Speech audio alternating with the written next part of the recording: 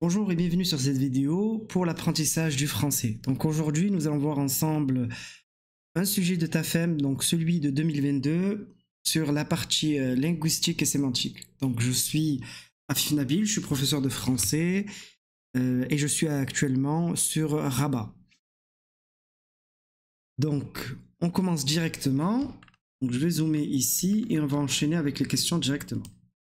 Des haut-parleurs ont été installés aux quatre coins de la grande salle. On va faire ça très rapidement pour cette question.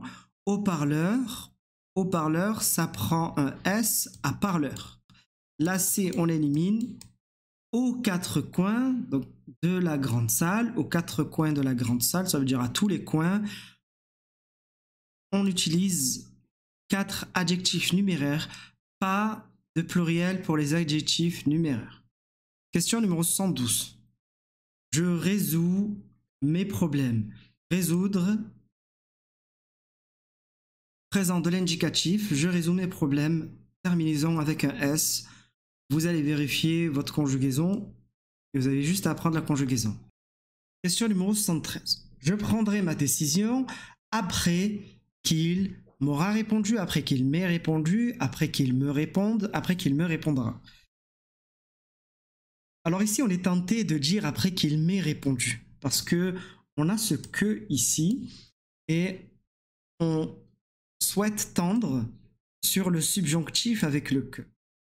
C'est une forme ici que l'on utilise à l'oral. En France, lorsque vous allez parler avec une personne, elle va l'utiliser cette forme. Je prendrai ma décision après qu'il m'ait répondu. Mais la forme correcte ici que l'on doit utiliser, c'est m'aura répondu. Il faut rester sur l'indicatif parce que j'ai après que. Et lorsque j'ai après que, il faut ici utiliser un indicatif. Donc ici, on les élimine directement parce que je prendrai ma décision après qu'il me réponde. Après qu'il me répondra, je vais garder le futur. Ici, la forme que je vais garder, c'est le futur. Et ici, c'est une action qui doit être accomplie avant celle-là. C'est après qu'il m'aura répondu, je prendrai ma décision. Donc, on doit être sur le futur antérieur. Le futur antérieur, il est ici. Question numéro 74. Le professeur nous a dit il est urgent de pallier ou de pallier à vos erreurs. Alors, une erreur que l'on fait souvent à l'oral en français, c'est d'utiliser pallier avec à. Ça se fait souvent à l'oral et c'est faux. Pallier, c'est un verbe transitif direct. Il n'a pas besoin de préposition pour s'utiliser. On l'utilise directement. Donc, pallier, ça s'utilise sans préposition. Et ensuite, on a pallier avec un seul L et pallier avec deux L. Le palier avec un seul L, il est ici. C'est au niveau des escaliers. Dès que vous êtes dans un bâtiment, dans un immeuble, le palier, c'est cette partie-là. On continue. Palier, du coup, c'était deux L. Allez, on descend. Malgré, question 75, malgré nos différends, tu es quelqu'un de bien. Différent, ça s'écrit avec deux F. Différent. J'élimine le C et le D et il me reste différent AND et différent ENDS. Et ici, différent, c'est ENDS. Donc, un différent, c'est un désaccord. C'est ne pas être d'accord avec quelqu'un. Différent, l'adjectif s'écrit avec un T à la fin. Ici, on est sur différent le nom. Question 76. Elle voulait acheter des lunettes, mais elle ne savait pas lesquelles choisir, les lunettes bleues ou les lunettes marron. Alors, très simple. Ici, les lunettes bleues. Bleu, ça s'accorde en genre et en nombre. C'est un adjectif qualificatif de couleur et on fait l'accord. Donc, déjà, il y a la marque du pluriel et lunettes, c'est au féminin. Donc, on a aussi la marque du féminin. Donc, j'élimine le A, la A et la B. Il me reste la C et la D pour bleu. Et là, nous avons marron. Marron et marron. Alors, marron, si vous êtes français ou si vous lisez beaucoup, c'est un mot que vous n'avez jamais entendu, celui-là, marron. Sauf si dans votre prononciation, vous prononcez ici le on en on. D'accord? Donc là, vous pouvez faire cette erreur-là. Donc ça, c'est si on se concentre que sur la lecture, ce que vous avez vu en livre, votre culture, voilà. Donc maintenant, on passe à la règle. La règle, en français, les adjectifs de couleur, qu'est-ce qu'elle stipule cette règle? C'est lorsque j'ai un adjectif de couleur qui est associé à un nom d'un objet ou d'un fruit ou de quelque chose, je ne fais pas d'accord. Le marron, c'est ça le marron en français. Ça, c'est un marron. C'est ce fruit. D'accord? Les adjectifs de couleur simples, on les accorde. Les couleurs composées de 2 ou de 3 mots sont invariables. Il n'y a pas d'accord.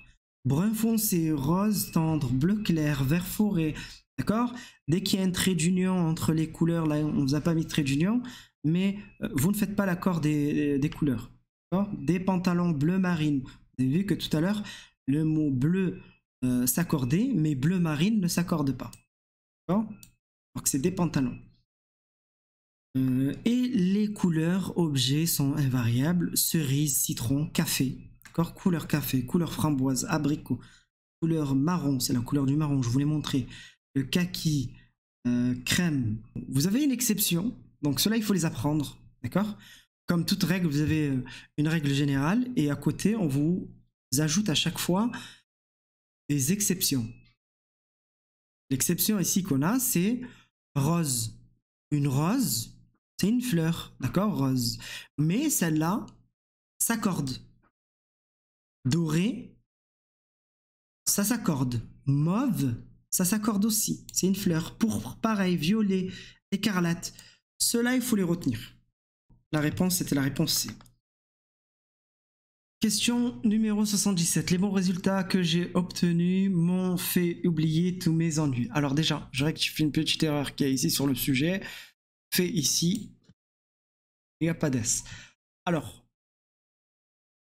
les bons résultats que j'ai obtenus. J'ai l'auxiliaire avoir. Il faut que je cherche le COD. Parce qu'avec l'auxiliaire avoir, je ne fais pas l'accord avec le sujet, mais je cherche le COD et je fais l'accord avec le COD. Les bons résultats que j'ai obtenus, et pour trouver le COD, il faut que je me pose la question, j'ai obtenu quoi? J'ai obtenu les bons résultats. Donc, obtenu, ça s'accorde en nombre ici. Les bons, un bon résultat, il y a la marque du pluriel. Donc, c'est pas la C et c'est pas la D. Il nous reste la A et la B pour fait. M'ont fait oublier tous mes ennemis. Pareil, on a l'auxiliaire avoir. Mais, qu'est-ce que j'ai ici? J'ai un verbe, le verbe oublier. Et le verbe oublier, il est à l'infinitif, hors ER. Et lorsque j'ai le verbe faire, participe passé, d'accord?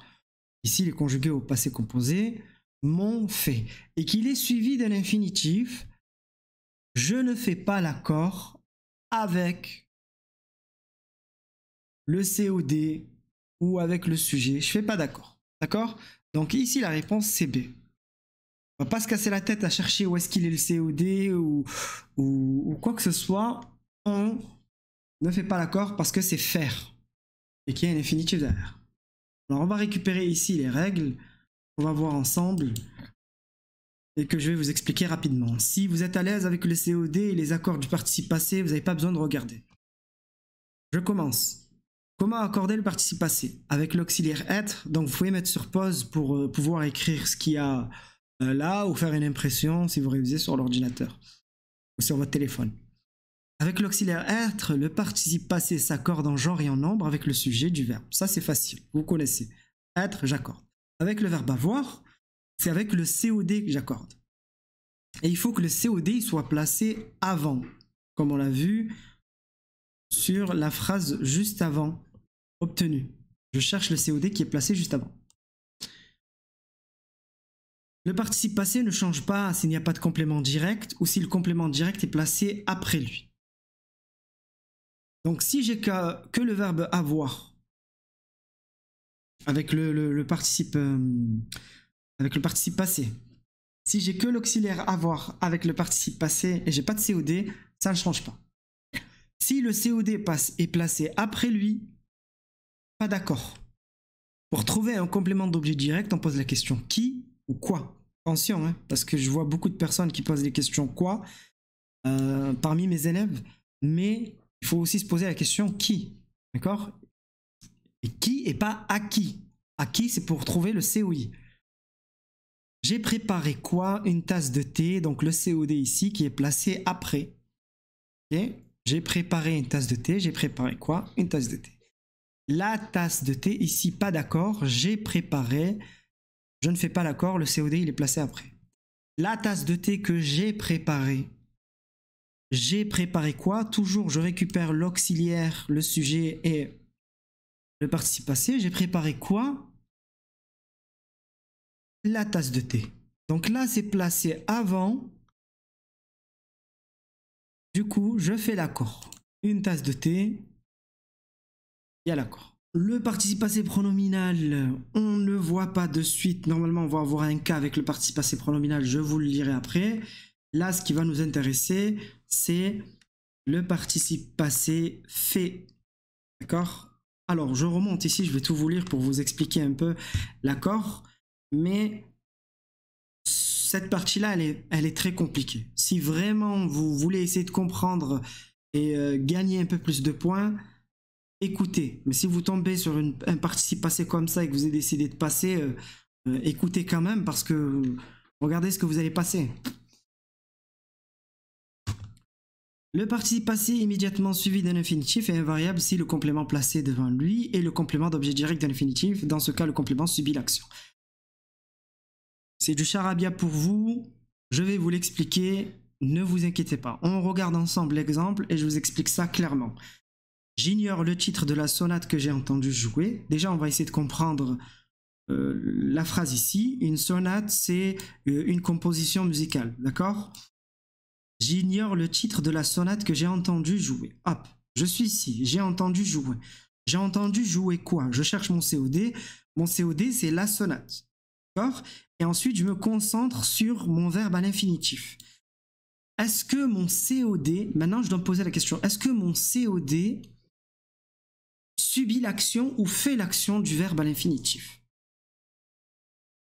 Est-ce que la sonate, elle joue elle-même ou est-ce qu'elle est jouée? Donc c'est une composition et la composition, elle est jouée. C'est le cas le plus difficile ici de l'accord. Parce qu'il faut bien comprendre sa phrase pour pouvoir faire cet accord-là. Je continue avec un autre exemple. Les plats qu'il a choisi de cuisiner sont très simples. Je vais ici chercher mon verbe. Il a choisi. Il a choisi quoi? Je trouve mon COD, les plats. Et maintenant, je reviens sur cuisiner, de cuisiner. Est-ce que les plats, ce sont eux qui cuisinent ou ce sont eux qui sont cuisinés? Donc les plats subissent l'action, ils sont cuisinés. Donc je ne fais pas l'accord. Elles se sont laissées convaincre. Qui se sont laissées convaincre? Ben, ce sont elles-mêmes. Le COD, il est là, c'est ce. C'est elles-mêmes. Ce, ça remplace elles-mêmes. Donc elles se sont laissées convaincre, j'ai mon COD. Est-ce qu'elles ont convaincu? Non, elles se sont laissées convaincre. On les a convaincus. Ici, le COD ne fait pas l'action, il subit. Maintenant, on va passer à la partie où le COD, le verbe conjugué, où le COD fait l'action du verbe à l'infinitif. Il s'accorde si le complément placé devant lui est le complément d'objet direct du verbe conjugué, et donc il est alors aussi sujet de l'infinitif dont il fait l'action. Alors, les musiciens que j'ai entendu jouer, ok, donc vous faites votre travail pour essayer de trouver votre COD, j'ai entendu quoi ou j'ai entendu qui. Donc les musiciens, ce sont les musiciens que j'ai entendus. Donc mon COD, c'est les musiciens. Est-ce que les musiciens jouent? Jouer? Oui. Ce sont les musiciens qui jouent. Donc ils font l'action, je fais l'accord. Elle s'est laissée tomber. Ici, mon COD, c'est ce. Elle est tombée elle-même. D'accord? C'est elle-même qui s'est laissée tomber. Donc, qui est tombé, c'est elle-même. C'est ce. Le COD fait l'action. C'est elle-même qui tombe. Donc COD fait l'action. Bon, on a presque fini là. Pour le participe passé. J'espère que vous n'êtes pas découragé. Mais si vous remettez la vidéo en boucle sur cette partie-là, vous allez, je pense que vous allez la retenir. Là, le dernier cas, et c'est notre cas à nous ici. Et celui-là, il n'y a pas de prise de tête dessus. Le participe passé fait suivi de l'infinitif est toujours invariable. J'ai le verbe faire, j'ai fait. Derrière, j'ai un infinitif, je ne fais pas d'accord, je ne me prends pas la tête. Donc j'aurais pu directement vous donner la réponse et vous dire ne vous prenez pas la tête, mais il faut que vous voyez tous les cas au niveau de cette situation-là. Donc fait ici, c'était la réponse B.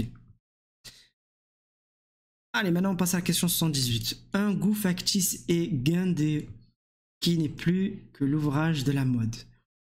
Donc ici, vous devez vous concentrer sur le mot factice, d'accord? Même si je vais vous expliquer ce que c'est que guindé. Un goût factice est guindé. On peut savoir ce que ça veut dire guindé, si on l'a jamais vu. On a le verbe être. Donc ce qui est factice est guindé. Si vous savez déjà ce que c'est que factice, c'est pas imaginaire. La question ici, c'est il fallait trouver l'antonyme.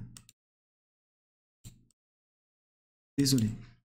Un goût factice, donc ici le sujet il a mal été repris, mais un goût factice est guindé qui n'est plus que l'ouvrage de la mode. Il faut essayer de trouver ici l'antonyme de factice, le contraire de factice.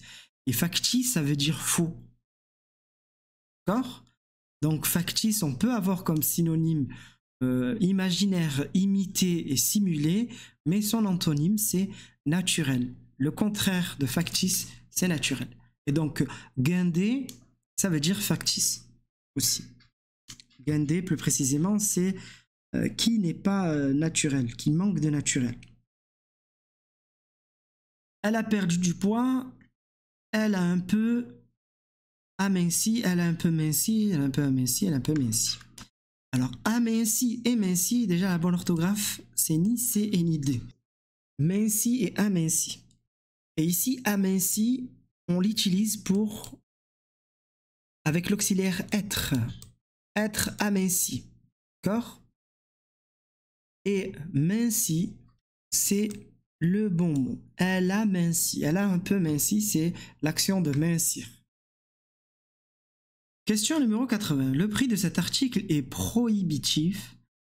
Prohibitif signifie adorable, accessible, compétitif, inabordable. Je vais commencer par expliquer ce qu'est adorable. Voilà, j'explique pas le mot directement. Alors, adorable. Vous faites une partie linguistique et sémantique. Sémantique, le sens. Donc, tous les mots que l'on aborde, vous devez connaître leur sens. Adorable, c'est soit ça veut dire qui peut être adoré, ou alors qui est très joli. D'accord? En général, on dit cet enfant est adorable. Voilà, elle est très gentille, elle est très jolie, on a envie d'aimer. Accessible, c'est quelque chose dont on a accès, qu'on peut avoir, qu'on peut posséder.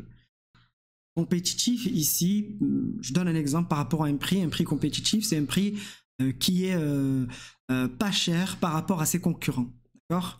Donc, il gagne une compétition. C'est ça, compétitif. Inabordable, c'est qu'on ne peut pas aborder, qu'on ne peut pas avoir.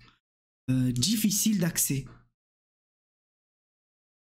Et prohibitif, ça veut dire cher. Quelque chose de prohibitif, c'est très très cher. Donc, ici, c'était inaccessible, inabordable. Un mammifère est un animal qui porte des cornes, des poils, des mamelles, une queue. Donc, on aurait pu ici, tout simplement, si on ne comprend pas le mot, mam. D'accord? Donc là, ça marche ici, mais sur d'autres questions, il est possible que ça ne marche pas. Donc, un mammifère, on retient, c'est un animal qui porte des mamelles. Et les mamelles, ce sont des organes qui sécrètent du lait.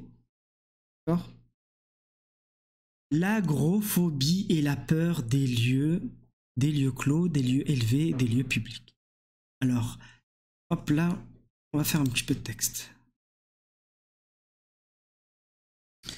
Allez, je vais vous écrire ici la peur des lieux clos, c'est la claustrophobie.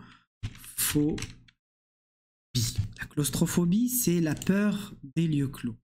La peur des lieux élevés, c'est l'acrophobie. L'acrophobie. L'acrophobie.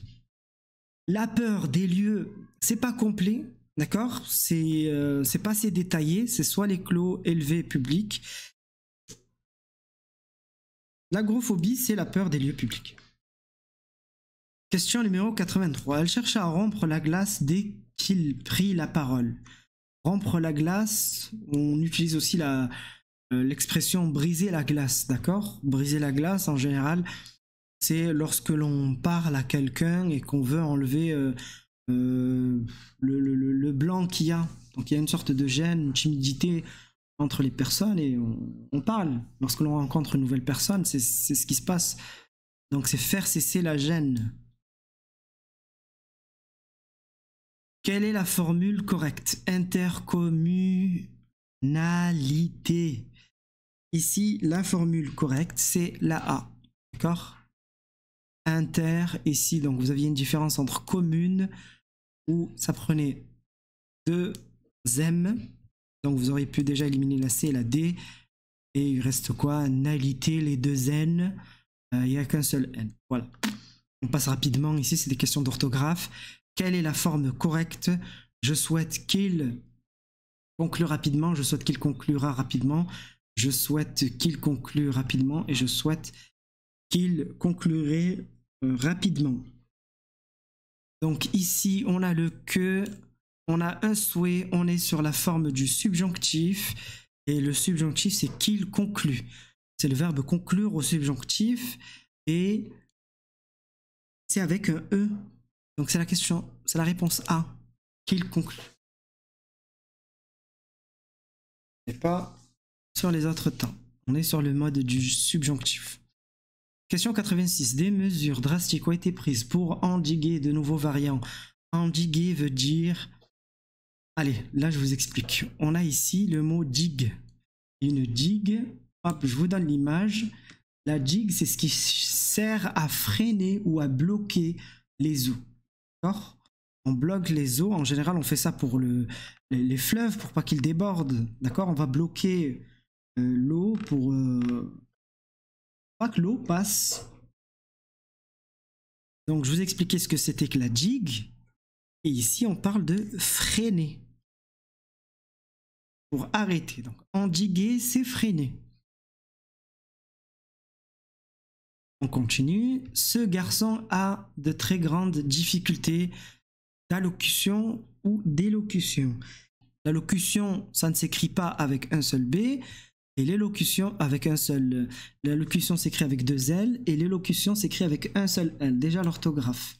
Ici. Et ensuite, maintenant, il suffit de comprendre ce qu'est une allocution et une élocution. Une allocution, c'est un discours. D'accord? C'est un petit discours que l'on va faire devant une petite assemblée, devant une assemblée. Donc un discours bref adressé par une personne. D'accord? Et une élocution, c'est la manière de s'exprimer, d'articuler. C'est comment on articule, comment on parle. Donc ce garçon a de grandes difficultés d'élocution. Et c'est pas d'allocution. En général, ici, on parle d'élocution sur les garçons, surtout sur les enfants. Ils ont du mal à prononcer certains mots, à articuler. Donc c'est l'élocution.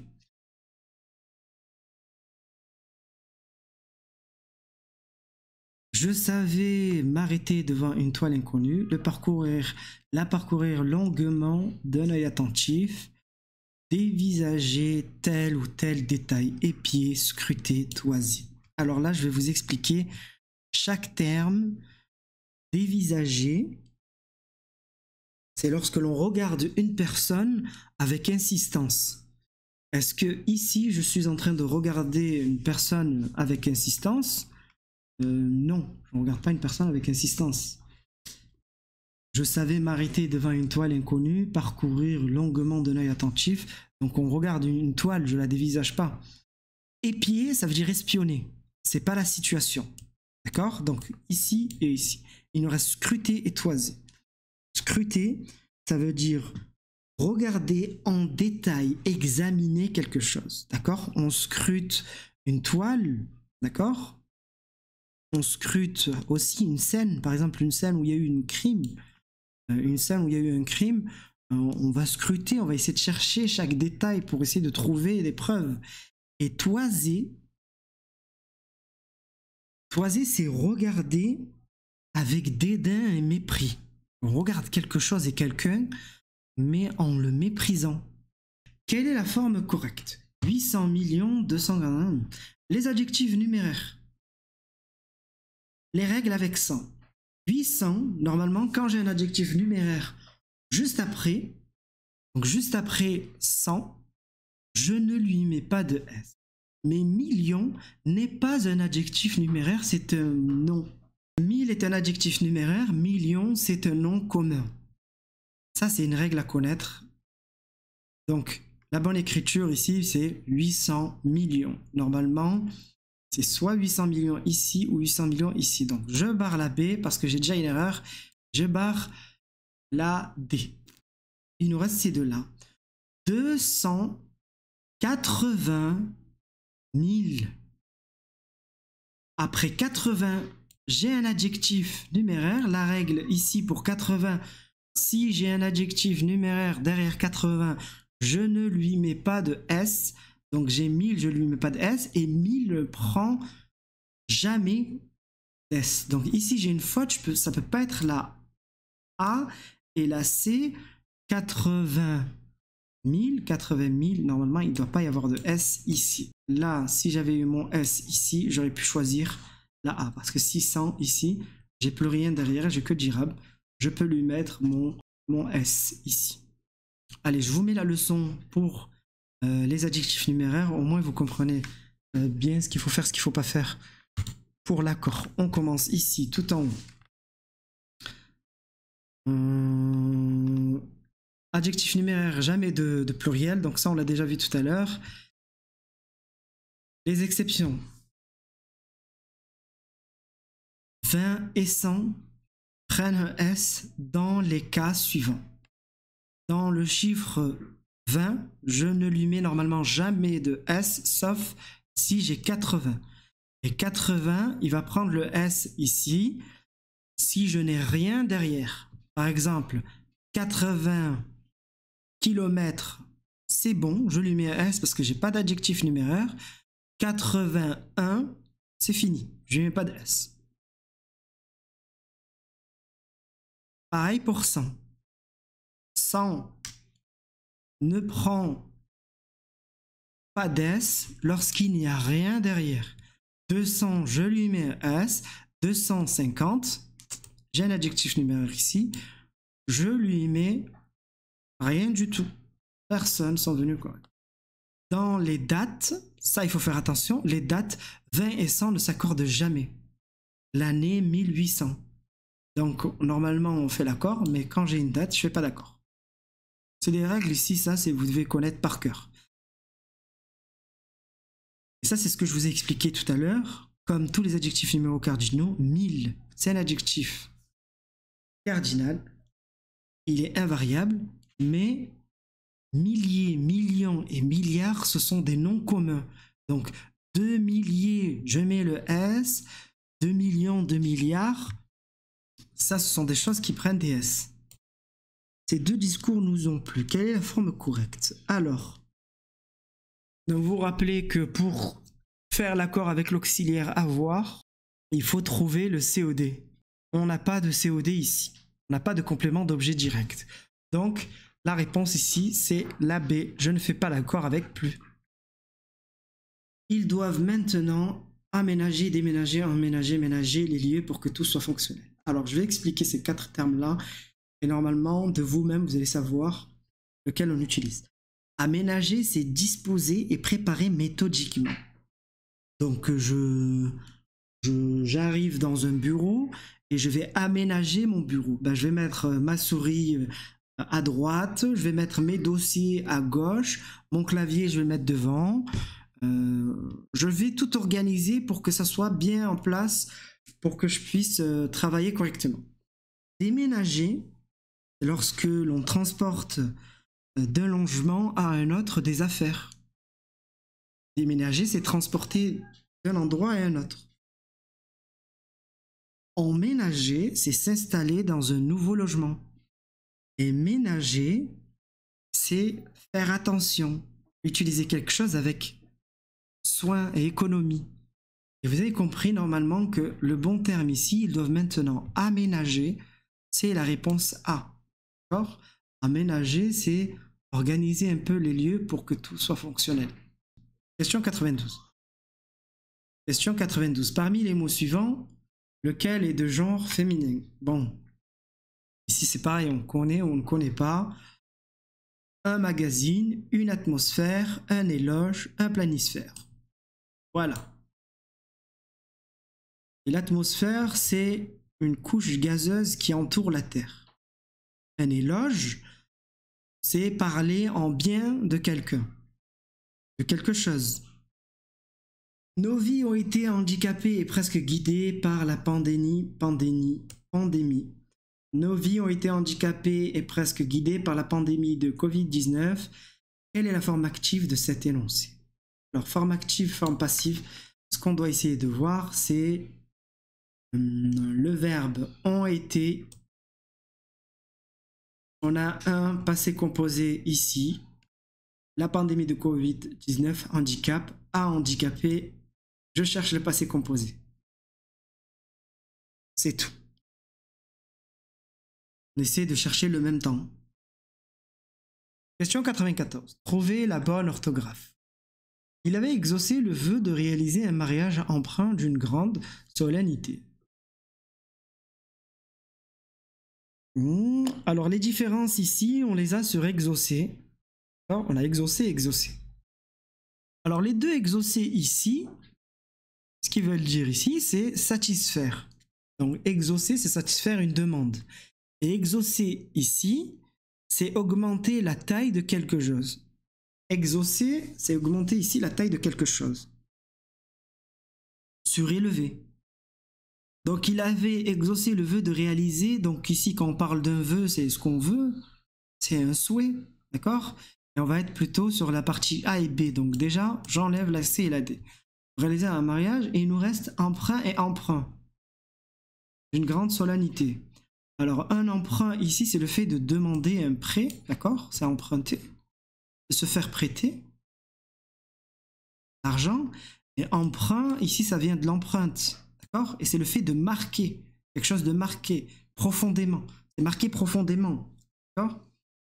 L'emprunt ici, c'est marquer profondément quelque chose.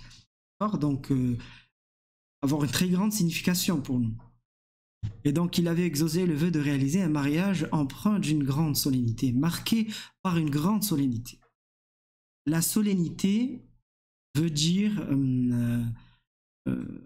quelque chose de solennel. Ça nous vient de solennel.